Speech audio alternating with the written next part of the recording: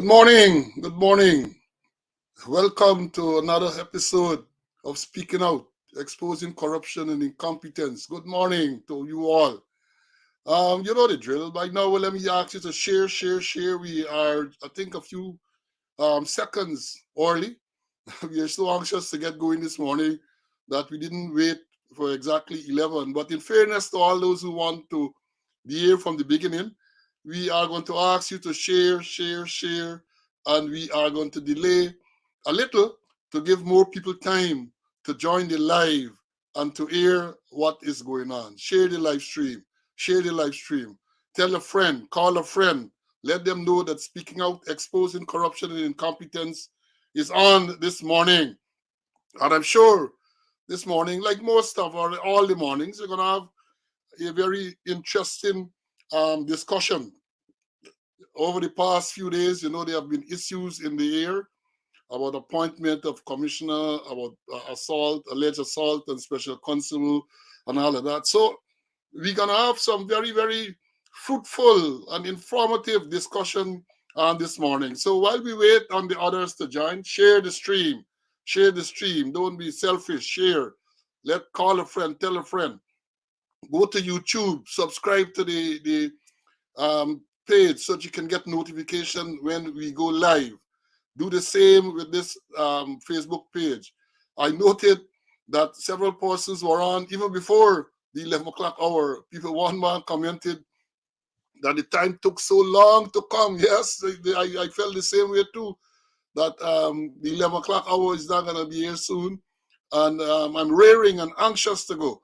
So let's wait a few more seconds perhaps for others to join, and so that we can share, and we can all be advised and informed of what is going on. Very, very interesting topic or topics to deal with this morning. Initially, we wanted to deal with other issues, but unfortunately or fortunately, circumstances dictate that we should deal with this issue, which has become the talk of the tongue, so to speak, over the past few days. And I think you all know what I am referring to. I'm referring to the controversial appointment as to the Office of Commissioner of Police. So let's wait a little while longer. And while we wait, let me say to us that we have to give praise and thanks to the Almighty for allowing us to see another day.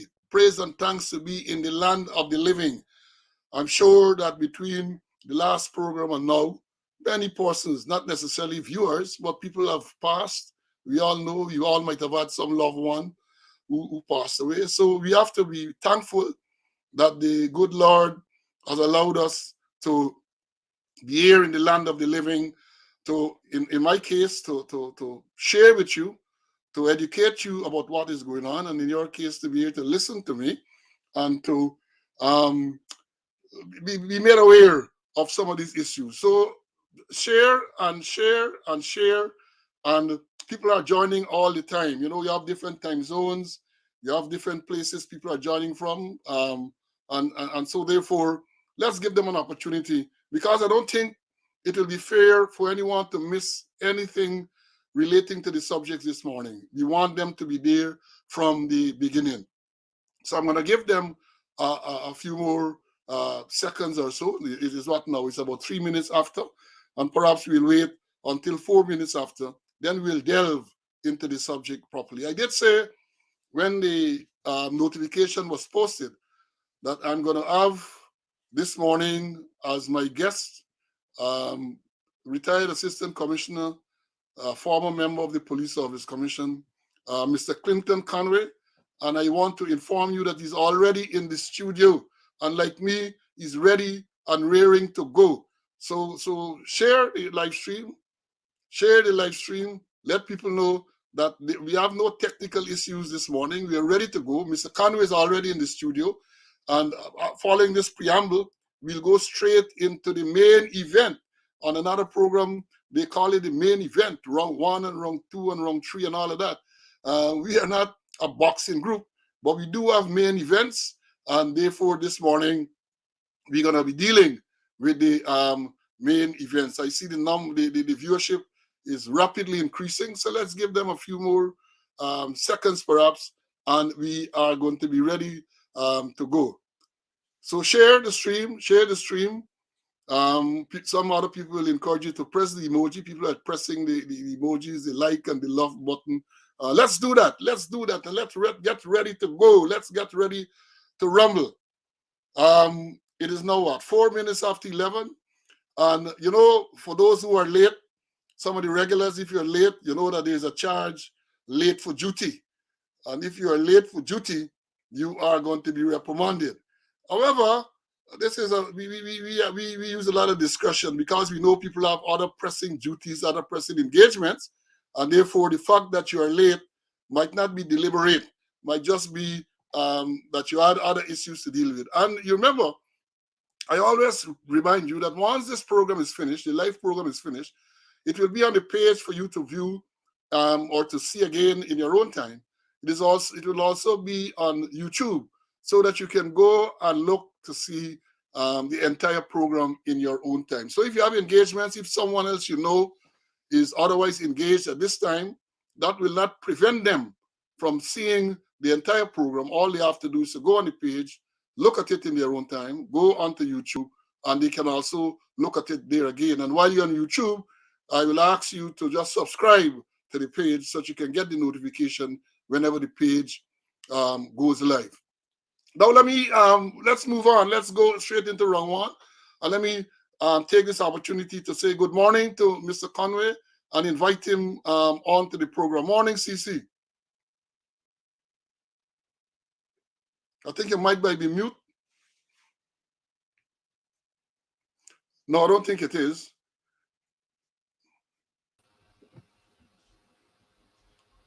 Good morning, CC. Morning, Paul. Yes, we can hear you. We can see and we can hear you now. Welcome, Okay. welcome. First of all, let me thank you for accepting the invitation to be on the program this morning. As a co-accused, I know that you did say that whenever you are needed, you will make every effort to be here. So thank you for accepting the invitation. How are you? Okay, I'm good, and God has been good to me, and I must thank you for inviting me. It's always good to touch base with a co-accused.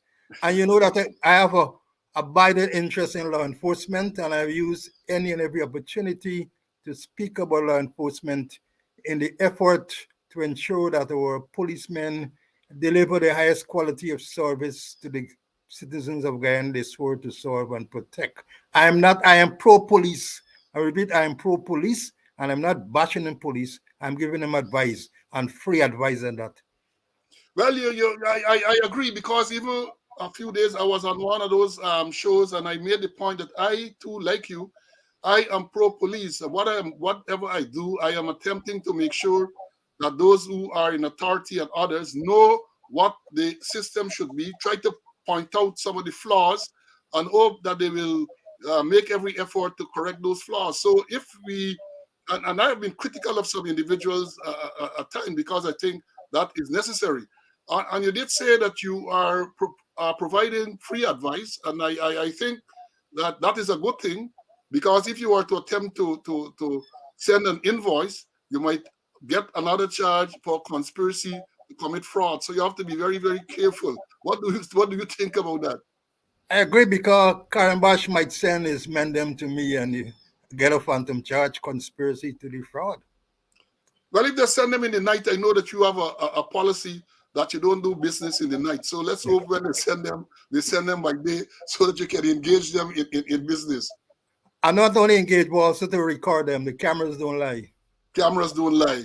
Picture tells 1,000 words. Camera perhaps tells a million words. So, um, when we spoke and we decided that you decided you're going to accept this invitation this morning, we were to discuss issues relating to the force other than the what has intervened. Yes. I think the first thing that we said that we were going to discuss is this report of this incident involving the attorney at law and the special constable who's alleged to have been spat on, abused with racial insults and all that. What are your views on that matter? I am perturbed over that whole allegations. And let me use the word allegations. And that the police force, I had a letter in the press, I think, yesterday. The police force, there's a wall of silence. Not a word coming from the Police Officers Association led by Senior Superintendent Brutus. Not a word coming from the Police Association led by I must say the install an illegal police association led by the infamous Prem Narayan. Not a word from the Women Police Association. Well, that is very inactive since Maxine Graham, Deputy Commissioner, left. Not a word from them in relation to that incident. Not a word from the head of the special constabulary where she is working.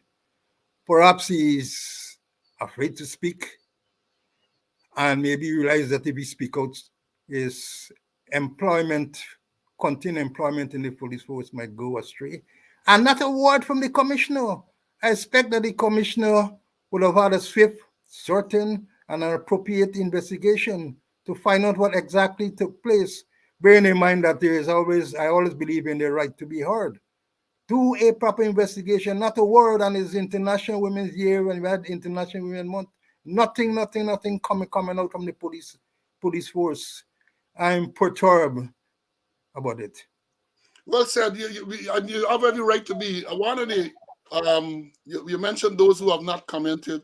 I also noted that the Police Corporate Communication Unit has Well, not said anything on this matter. I left that to you. I know you would have come with that. Yeah, because let me say this. This is not to say whether the allegation is true or whether the allegation is false. We are not here to do that. That is for a competent court of law to determine. I have seen that a lawsuit has been filed, and therefore the matter will be ventilated in the court.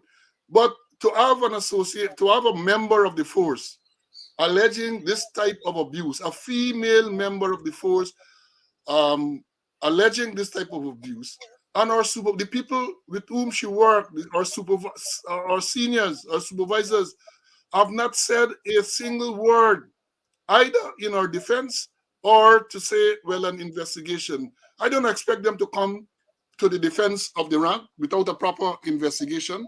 The least I would expect is that they will say that a proper investigation will be done to determine the truth or otherwise of this very, very, very serious allegation.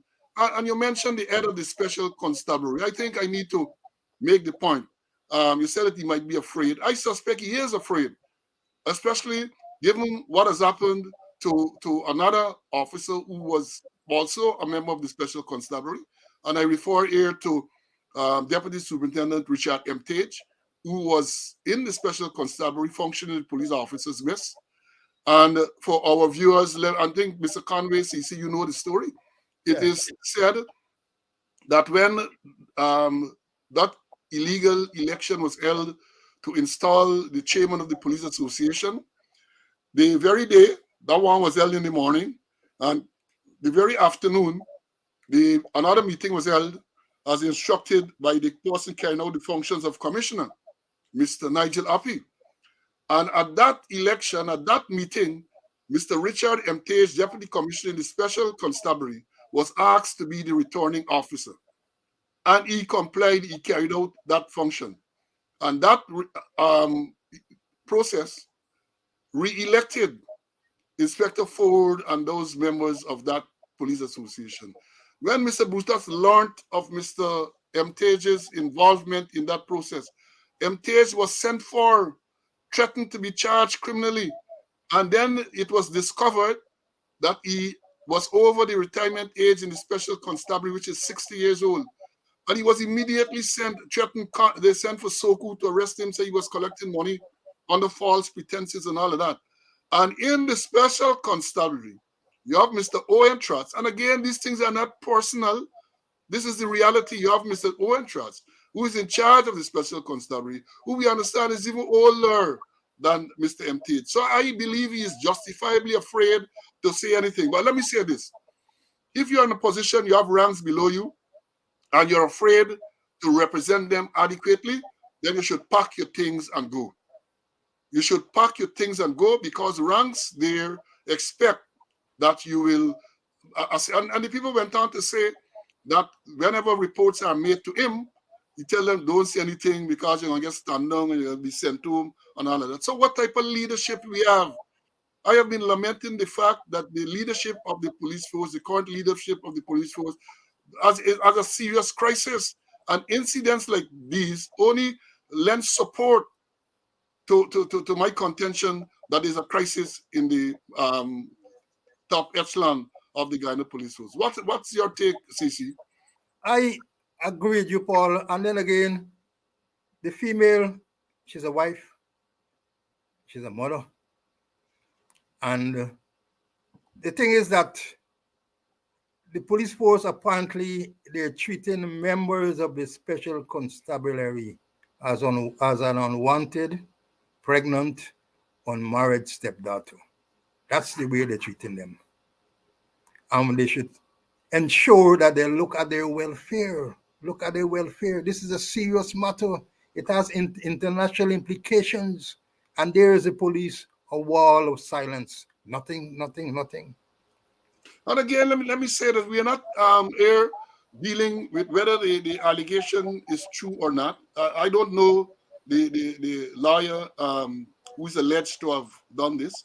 I know his father, um, uh, retired Chancellor Carl Singh. I have the highest respect for Mr. Carl Singh. I have interacted with him on numerous occasions, and I have the highest regard and respect for him. So I'm not dealing with the personality here. We're dealing with the issue.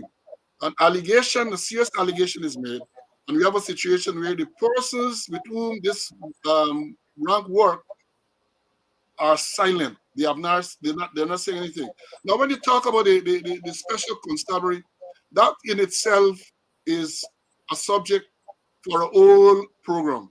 Because I could remember the Matthias report being very critical of the whole arrangement with the various arms of the constabulary. And again, I'm not knocking the special constabulary.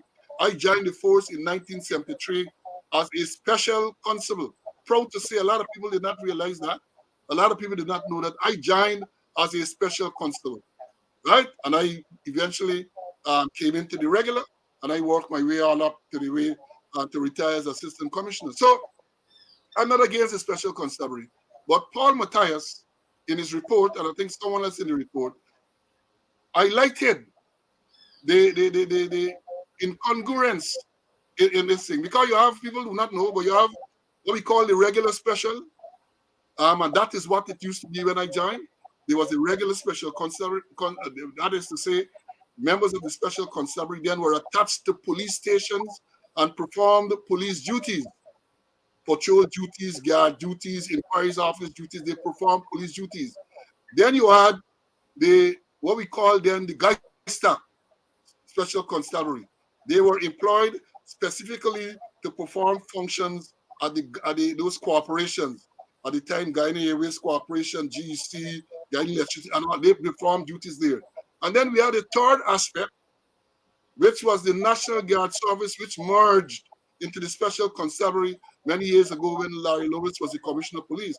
So you have those three different arms of the Special Constabulary merged into one, but in most cases continue to perform not police duties, regular police duties, but guard duties and all of that. So again, it was said that if you're going to talk about the reform of the force, that is an issue that needs to be looked at. But I've said that is a subject for all new program.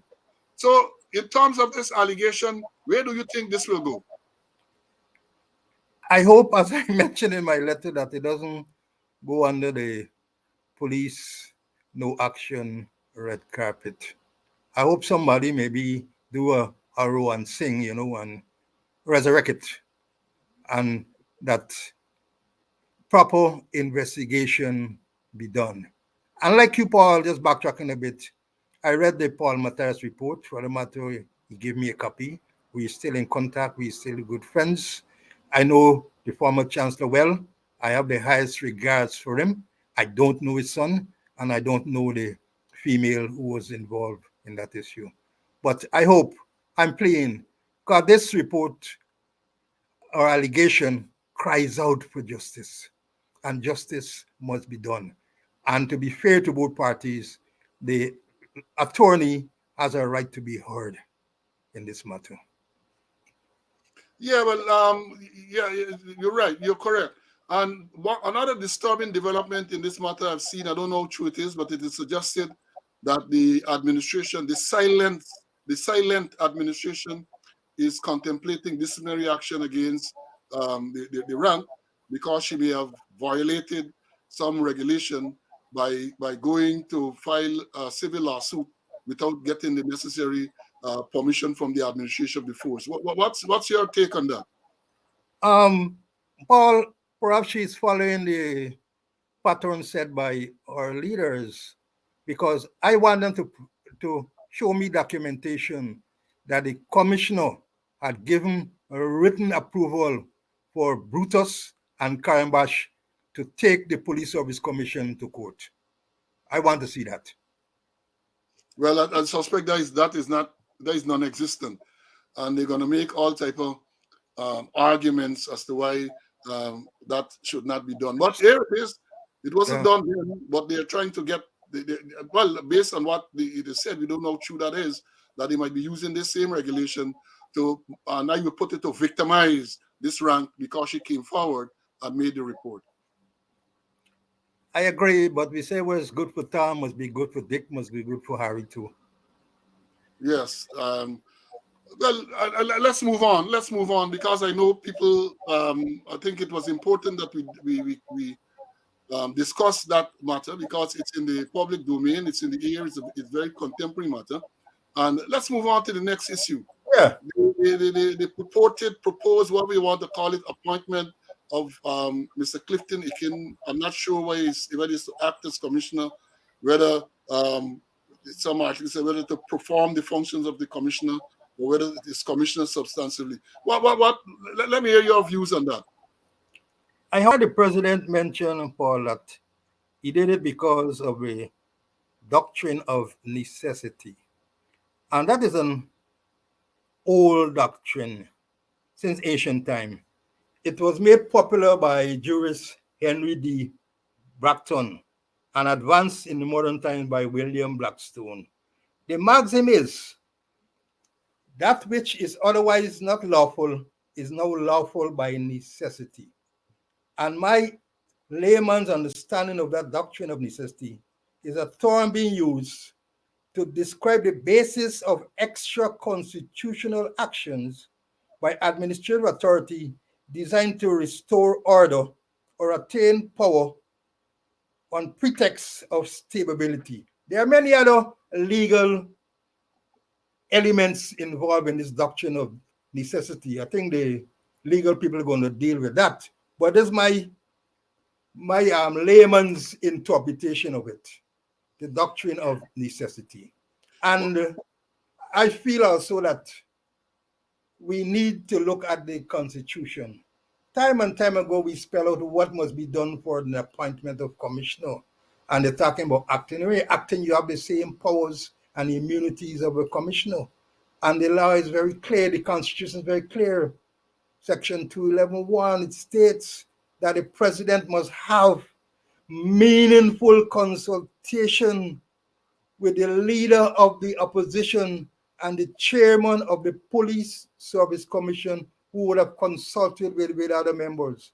We have no service commission. We have no leader of the opposition. They were in force a long time ago. They had the opportunity to make promotions. And if you're going to think that the doctrine of necessity, why not appoint all the commissions? Why not appoint the Police Service Commission or the Public Service Commission as a matter of necessity? This whole thing is maybe a mockery of the Constitution. Well put, a mockery of the Constitution. Now, I have seen lots of comments. I have noted that over the past 24 hours or so, some people have gone on the PR blitz to say that the person, again, in this case, is going to do a good job. He's competent. The issue here is not whether, in my view, is not whether Akin is going to do a good job. I'm already on record as saying that I don't think he is qualified for the position, and that position, my position, has not changed. Now, the issue is the constitutionality of the appointment. As you rightly pointed out, the Constitution is clear as to what should happen when the president wants to appoint a commissioner of police or deputy commissioners of police. And I would say that based on the Constitution, in the absence of a police service commission and in the absence of a leader of the opposition, the appointment to commissioner of police or appointments to commissioner of police and deputy commissioner of police cannot be lawfully made. That is my position. I hope that the legal people are perusing this and to see what steps can be taken to have this thing corrected. Again, I would say this for the record, this is not now about the individual mistaken involved. This is about the making sure that the executive follow the constitution, the supreme law of the country. And there are some other issues that I would want to address. But before I do that, do you have anything more that you want to say at this stage? I agree with you, and we can't get people monkeying around with the Constitution. It must not happen. I know he can like you, and I must say I agree with you. You know, when you become a leader, there are 3 skills that you're supposed to get: technical, human, and conceptual skills. Cats and can. That's cats and can. Yeah, and I would say that he is sadly lacking in human and conceptual skills. And you can't get a commissioner or an acting commissioner or somebody who performing the duties of a commissioner and doesn't have conceptual skills. How are you going to carry the force forward? How are you going to be strategic? Yes, you're going to be technical. Yes, but you got to be strategic. You got to look way down the line. And I don't see it happening unless he undergo maybe a attitudinal metamorphosis. Now let me say this, because yes, I for the viewers, and I posted a letter that I did last night in response to a column in the Kaicho News yesterday by Peeping Tom. Peeping Tom is saying that there's nothing wrong with a person carrying out the functions of Commissioner of Police, and he's absolutely correct. And I invite you to read that. But let me explain. In that, I made it clear that you have to make a clear distinction between a person carrying out the functions of Commissioner of Police and a person who is made to act in that capacity. And let's walk through in recent times. The last Commissioner of Police was Mr. Leslie James. He proceeded on pre-retirement leave on the 31st of July, 2020. And you would note the 31st of July is the last day in July. 2 days following, the president was sworn in. That is on the 2nd of August. Now, when Mr. James proceeded on leave prior to retirement, Mr. Nigel Appy, being the next senior person in the force, was made to carry out or to perform the functions of Commissioner of Police. He did so until over the last weekend when he went into retirement leave. But there's a significant occasion between that. Mr. James went into retirement on the 1st of April, 2021. And therefore, there was a vacancy for the Commissioner of Police from that date. Notwithstanding that, Mr. Appy continued to perform the functions. And to correct Peeping Tom, because Peeping Tom is suggested that was because there was no police service commission. I pointed out in the letter, on April 1st, 2021, when Mr. James demitted office, there was a functioning police service commission. I was the chairman of that police service commission. And there was also a leader of the opposition. So there was nothing preventing the president from initiating the process to appoint either an acting commissioner of police or a substantive commissioner of police. So I have to clarify that. Now, the issue is when you talk about the doctrine of necessity, from April 1, 2021, the vacancy was there. Appy was not appointed to act or substantively. So my question is, what became so necessary a few days ago that you had to, in my view, go around the Constitution, because that is what they did. They are saying that they went around it because of the doctrine of necessity. But why you had to go around the Constitution to appoint Mr. Clifton Ikin? If it was necessary, why could you not have used the same process to appoint Mr. Nigel Appy, either to act or substantively? Your take on that? I agree with you. They had all the opportunity in the world. Police service commission was there, leader of the opposition was there. They had time in their favor. So, but perhaps they were bent in just and let me use some words that the Honorable Attorney General used.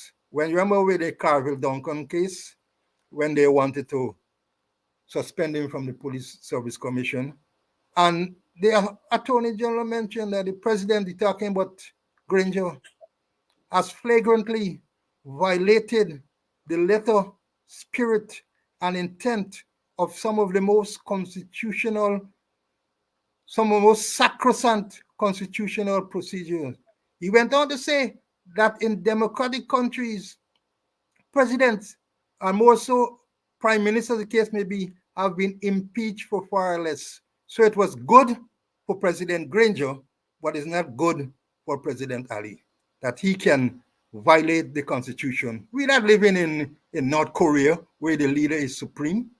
The president comes under the constitution of Guyana, and he must not be allowed, or persons must not advise him to flagrantly violate the constitution. That is sacrosanct, and it must not be violated. Well said, well said. You know, a few weeks ago, I commented on this very program that I think it was Gordon Mosley who interviewed the president while he was on duty with CARICOM somewhere overseas. And the question about the appointment of a commissioner of police came up. And the president is reported to have said that when the time comes for the appointment of the commissioner of police, he will follow the constitution. I remarked then, having heard that given my recent experience, I was not comfortable. I was not convinced with that statement. And I was referring specifically to the measures taken by the president to suspend the Police Service Commission, of which I was the chairman.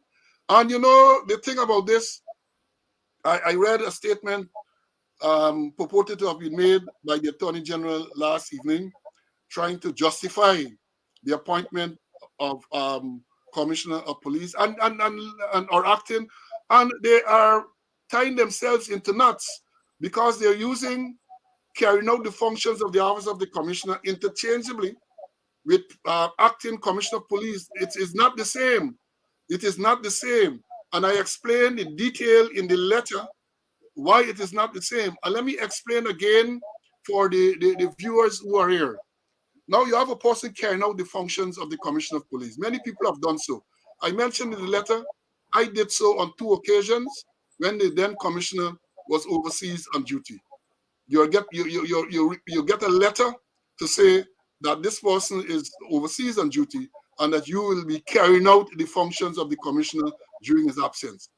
And to make the point, before I forget, I am saying too that when Nigel Appy carried out the functions of Commissioner of Police, he was never given any letter to say that that is the position. He was never given any letter. So you have a person carrying out, you just sit there, you wear your same badge of rank. In my case, I was an assistant commissioner, so I wore the badge of rank of assistant commissioner, but I carried out the functions of commissioner of police. Fast forward to Nigel Appy. Nigel Appy carried out the functions of commissioner of police from 31st of July 2020 until I think around the 26th or 27th when he proceeded on pre-retirement leave. He continued quite correctly to wear the badge of rank of a substantive rank Deputy Commissioner of Police. He did that. Before him, you had Mr. David Ramnarine, carried out the functions of Commissioner of Police. Same thing.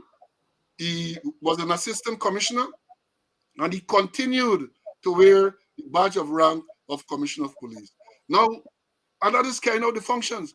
Now, when a person is made to act in the rank of Commissioner of Police, that person is expected to wear the badge of rank of Commissioner of Police. That person is expected to be sworn in as the acting Commissioner of Police. And that person is given the appropriate instrument that goes with the rank of Commissioner of Police. So this thing, whether dancing, whether you're acting, or whether you carry out the functions, they have to make a clear distinction, which they have not been able to do. They are tying themselves into knots, trying to explain it, and putting themselves deeper. You know, it's like quicksand. The more you wriggle, the more you are going to sink. Cece, let me hear you on that. I totally agree with you, Paul. I totally agree with you. People who are acting must be given the instruments. The president has the power to do so. And don't tell me James gonna leave and you're going to hold the position of thing. Let me act.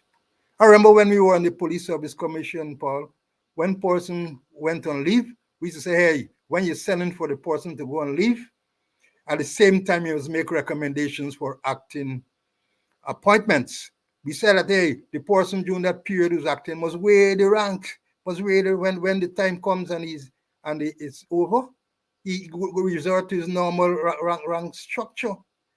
And coming back to the substantive point, that they can attempt to shelter under the pretext of the doctrine of necessity and under the pretext of stability, that has gone through the window. I'm no legal expert, Paul, but I had some legal training by direct instructions, by doing my own research, and by osmosis. And as a layman, I think I understand basic, simple concepts like the doctrine of necessity. I might not be able to interpret some of the most complicated legal issues, but it is simple what must be done for the appointment of the commissioner or the acting appointment of him. It must be done in accordance with the Constitution of the Cooperative Republic of Guyana. And to do otherwise would be a total disregard for the Constitution. And as I mentioned before, people must not be playing around with the Constitution or dancing around with the Constitution or monkeying around with the Constitution. We must obey the letter, the spirit, and intent of the Constitution. I agree totally the way you're saying, Paul, all the time. Thank you very much, CC. You know, and the thing about it, as I said, people are contorting themselves into all kind of pretzels and so on in an attempt to justify.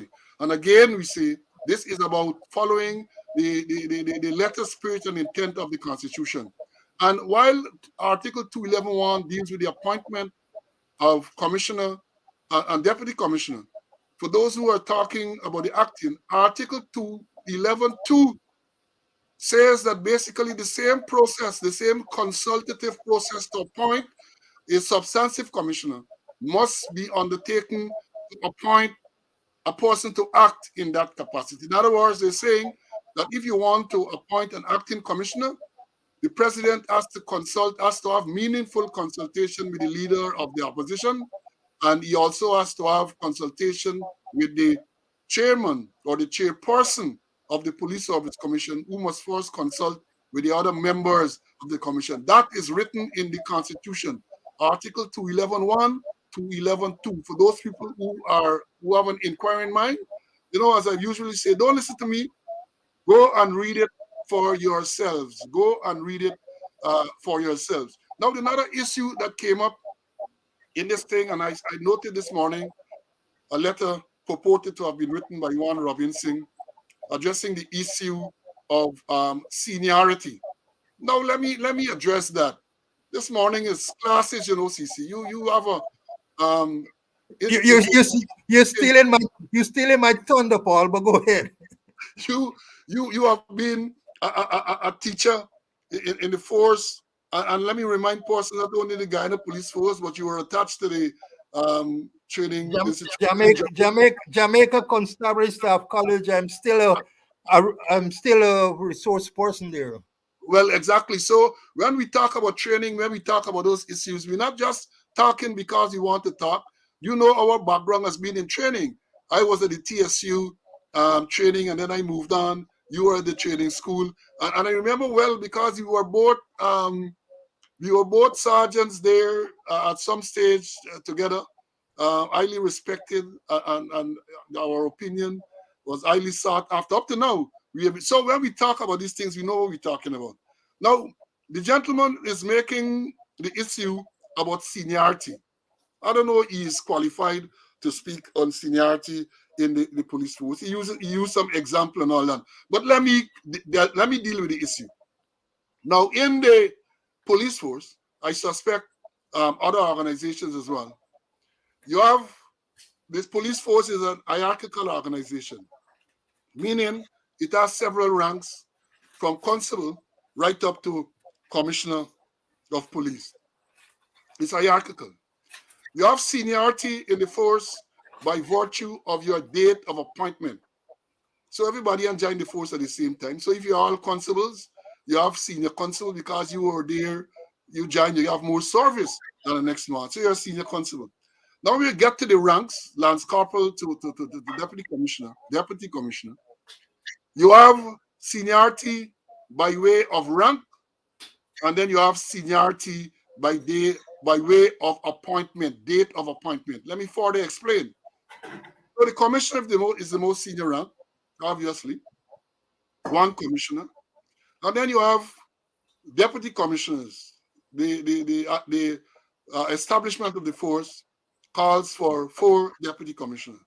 Now the constitution, the same article 211(6) says how the seniority should work if you have more than one persons holding the rank of deputy commissioner. And let me read it because I researched it and I wrote it down this morning. Let me read it. We then class call in, right? We don't ring a bell like other programs, but class call in. Hear what Article 211(6) says about that. That's why in this article, references to the office of Deputy Commissioner of Police are references to the office, however style, that ranks next in seniority in the police force after the office of Commissioner of Police, provided that there may be more than one office of Deputy Commissioner of Police, and that if there are more than one such office, the holders thereof shall rank among themselves according to the dates of their respective appointments. Yep. According to the dates of their respective appointments. So if you have, as in the case, we had 4 deputy commissioners in the form of Mr. Uppy, Mr. Williams, Graham, and Als.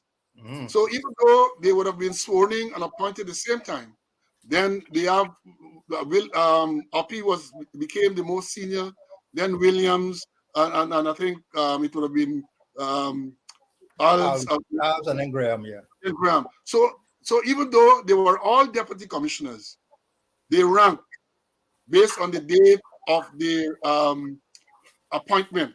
Because again, let me explain. So even though you're swearing the same time, when they look back at the previous seniority for assistant commissioner when you had, then you're going to be ranked according to that. So one person is senior to the other. So that is it. You have seniority in terms of your date of appointment.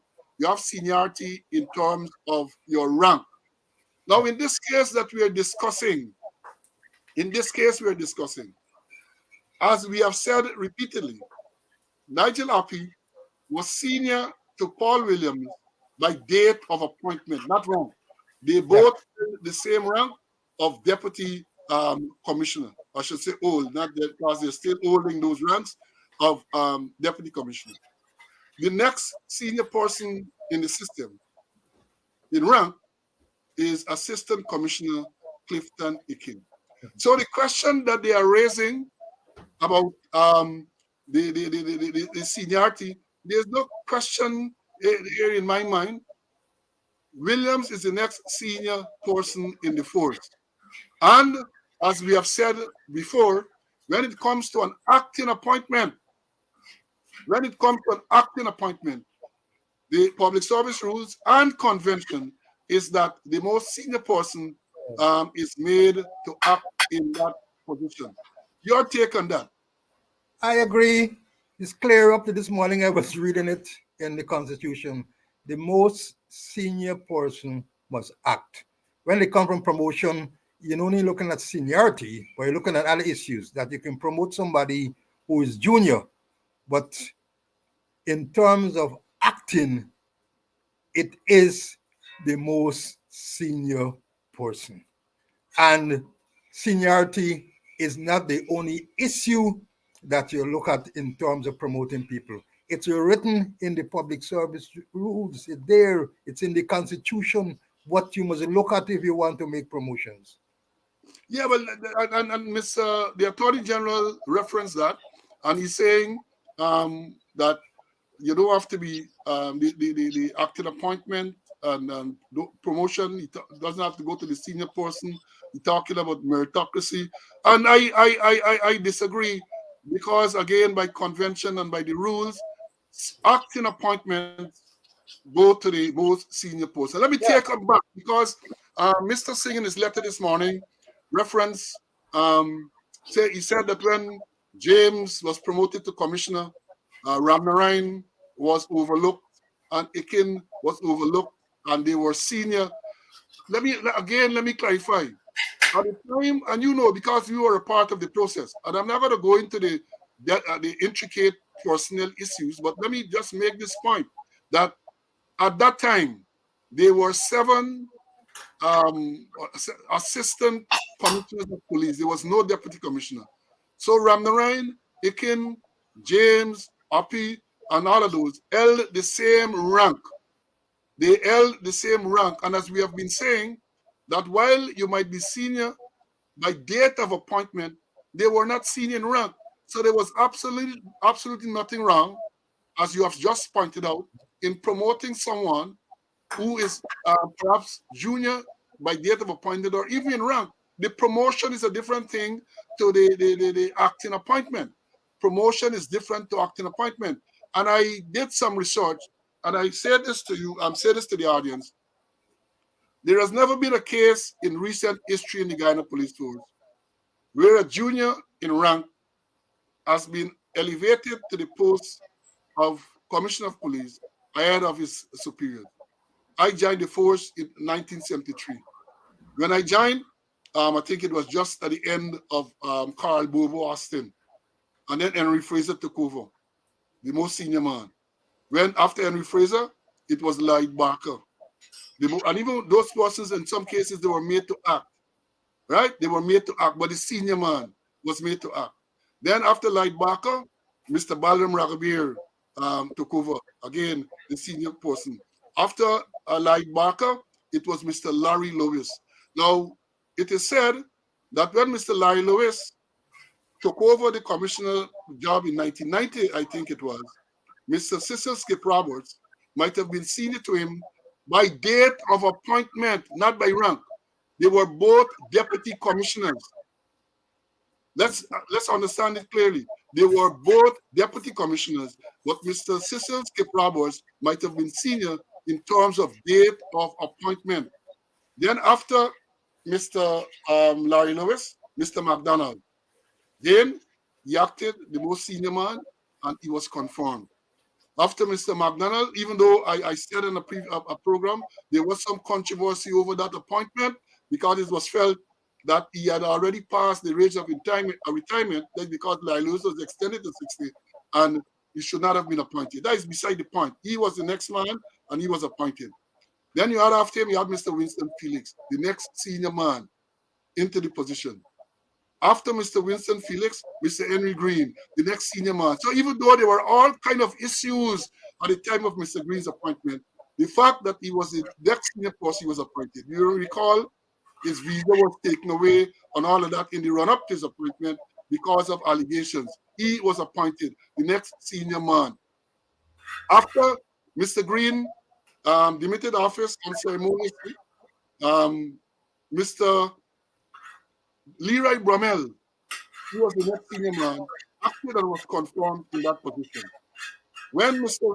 Bromell time came to go, the next senior man there was Mr. Cecil Prasad. He, I think, acted for a while, and then he too was promoted to the rank of commissioner.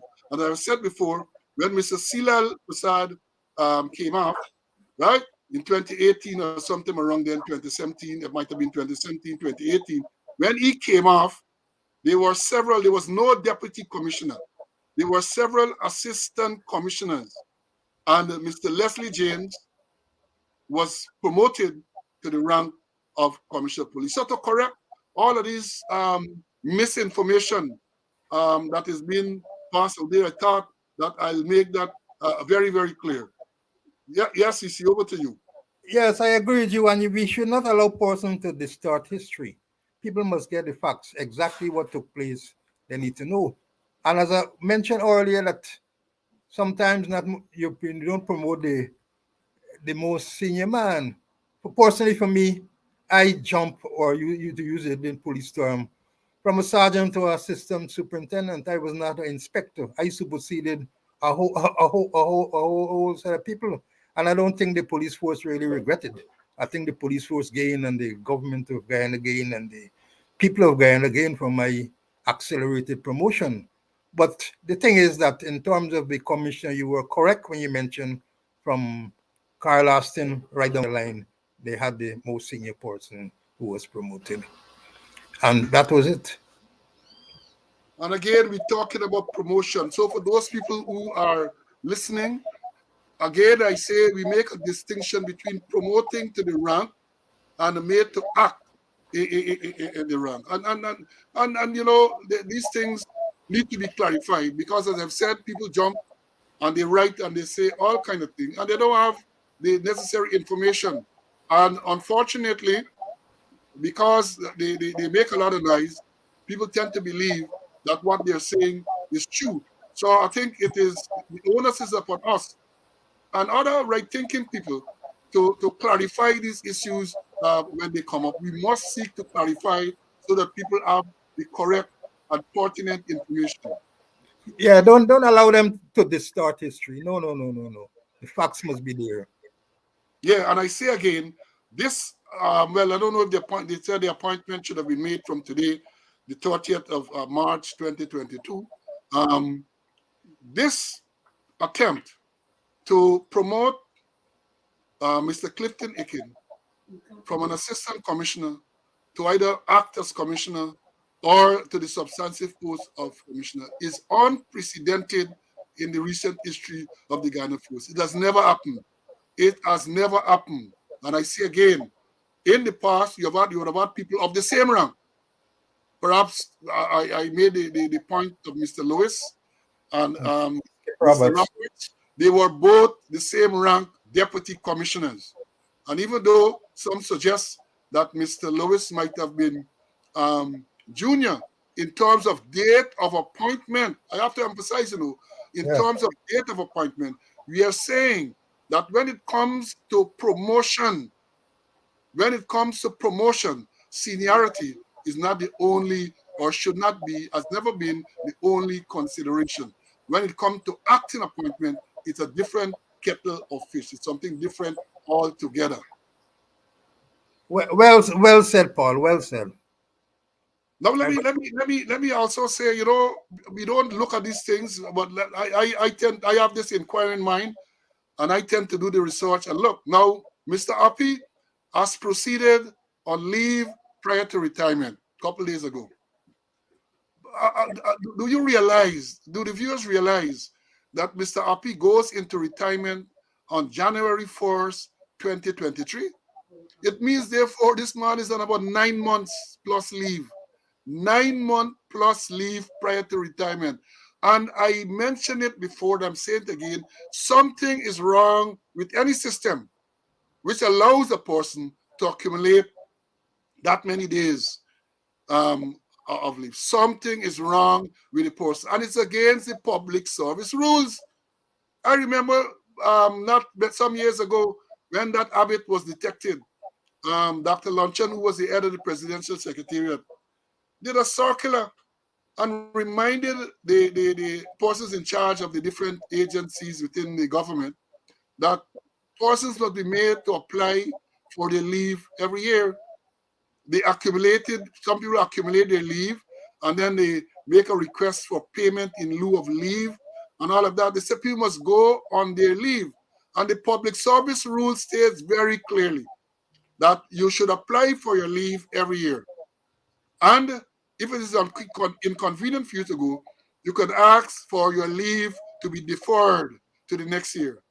Yeah. The rule goes on to say that you cannot defer more than 2 consecutive years. Yes. So the question therefore is asked, how is it people are allowed to accumulate this many days of leave? It is clear that the rules are not being followed. 9 months leave. I saw sometime last year before the last junior officer, when the retirement document came, I was there, the service commission at some time. The man had 400 and something days leave prior to retirement. 400 and something days prior to retirement. The whole system is broken. And remember, when we talk about persons proceeded and leave, is the whole concept is that the person gets an opportunity to go there, as I say, to recharge his batteries, to relax, and to come reinvigorated and renewed to carry out the function. And it also serves another very important function because it allows someone, the next senior person, to act in that position, thereby exposing him or her to the requirements of that office. So when the time comes for the person to go properly into the office, it will not be strange. They would have performed that function and they understand what goes on. You want to make any comment on that, CC? I agree with you, but let me just fast forward a bit or clear up his issue. Is Hicken acting commissioner? I see you wearing the decoration. He had it upside down. Was That there, is anxiety, man. That is anxiety. did he receive any instrument? Was there any swearing in ceremony? I see in his profile there, he's swearing with a green Bible. And I think when I'll check out the background, perhaps it was when you were conducting the inquiry. What they're trying to do, damage control. I really don't know.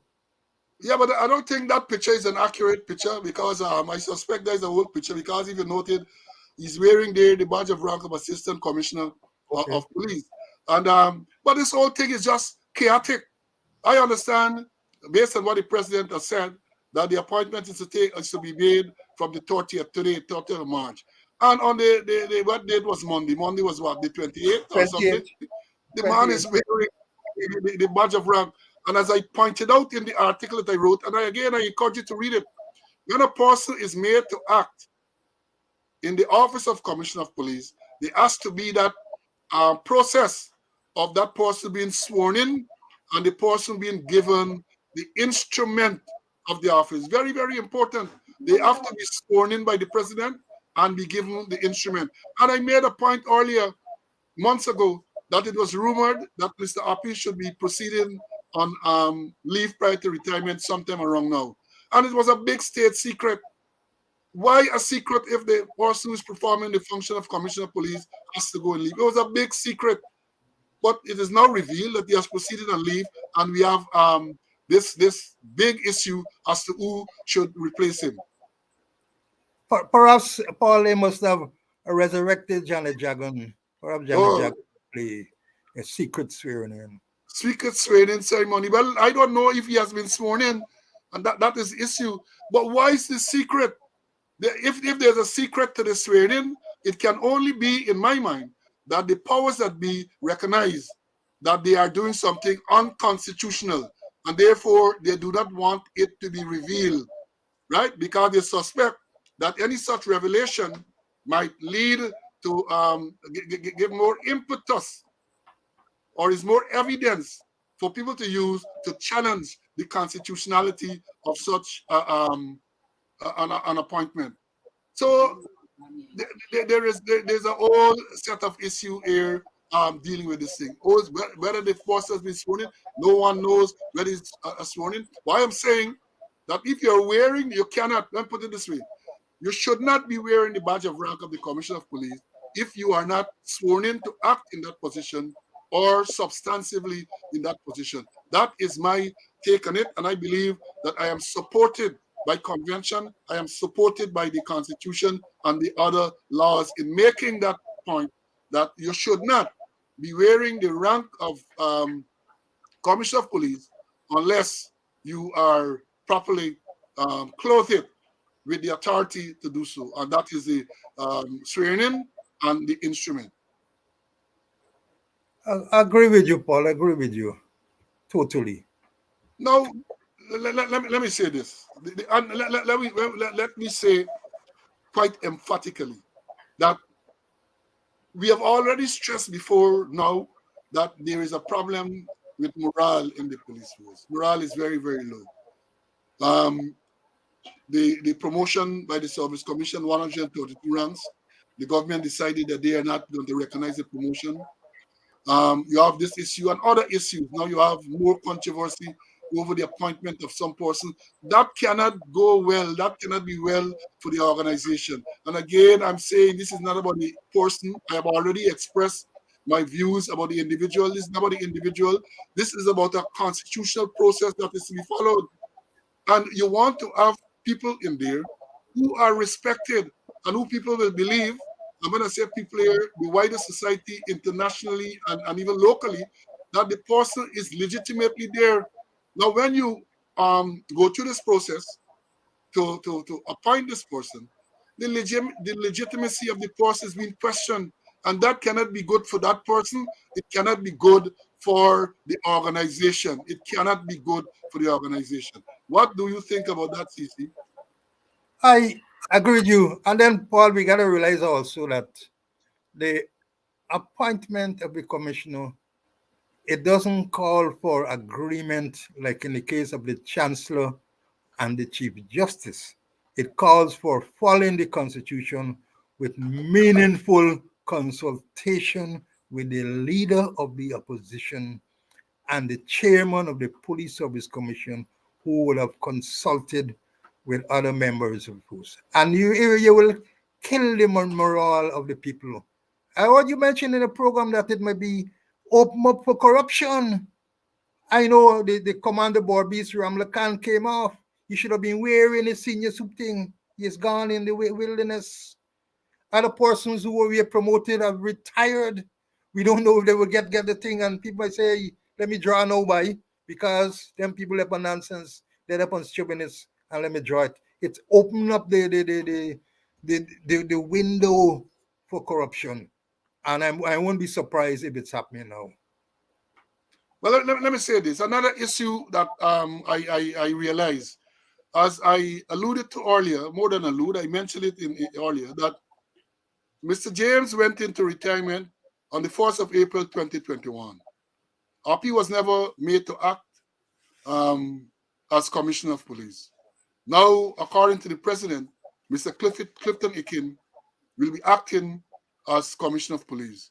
Now, we institutionalists will ask the question, what date will he act from? If we are to look at the public service rule and we look at continuity, the next person to be Commissioner of Police has to be the Commissioner of Police from April 1, 2021. So you're saying to me, based on all that has been done, that all the time API was there, that API is not going to be adequately compensated or rewarded because, remember, you never made him acting commissioner, and he's now going off. You are moving to appoint someone as acting commissioner, and any acting commissioner's appointment to be correctly done, apart from the constitutionality of the consultation process, the effective date has to be from the 1st of April 2021. So, Mr. Happy, basically you get thanks for being there, thanks for being compliant, but at the end of the day, as was suspected, nothing in his pocket. Nothing. Well, they can very well put the other way because I understand, even though Mr. Brutus and Mr. Ikin, they were not deputy commissioner. They were given allowance or being paid. That is the allegation. They were being paid in that rank. So for all you know, he might be getting paid in the rank. But I want to see how they're going to compute his benefits and so on. Because again, I say the commissioner has to be appointed to succeed Mr. Leslie James, and that is April 1, 2021. So it's more confusion, is all this conundrum. People doing things and not looking at the consequences down the road. That is one of the problems. People people decide they got a brainwave, let's do this. But they don't sit and realize that there are rules, there are regulations, and to see how those rules and regulations or how their decisions are going to be impacted by the rules and regulations. Your final thought, CC. There's a saying, Paul, that when the infrastructure shifts, there's rumblings from top to bottom.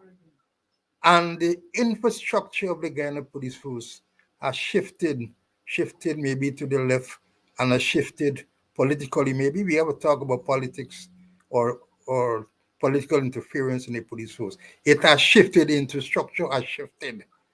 Therefore, we have rumblings from the apex to the base, from the apex to ground zero at all levels because the infrastructure has shifted and there is rumblings always. Thank you for that. And you reminded me there because when we discussed your appearance this morning, the subject was to be political interference in the Guyana Police Force.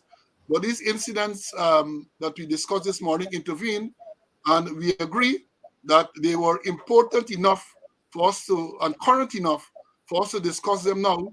And so maybe next week we will go into the subject that we wanted to originally discuss this morning. That's political interference in the police force.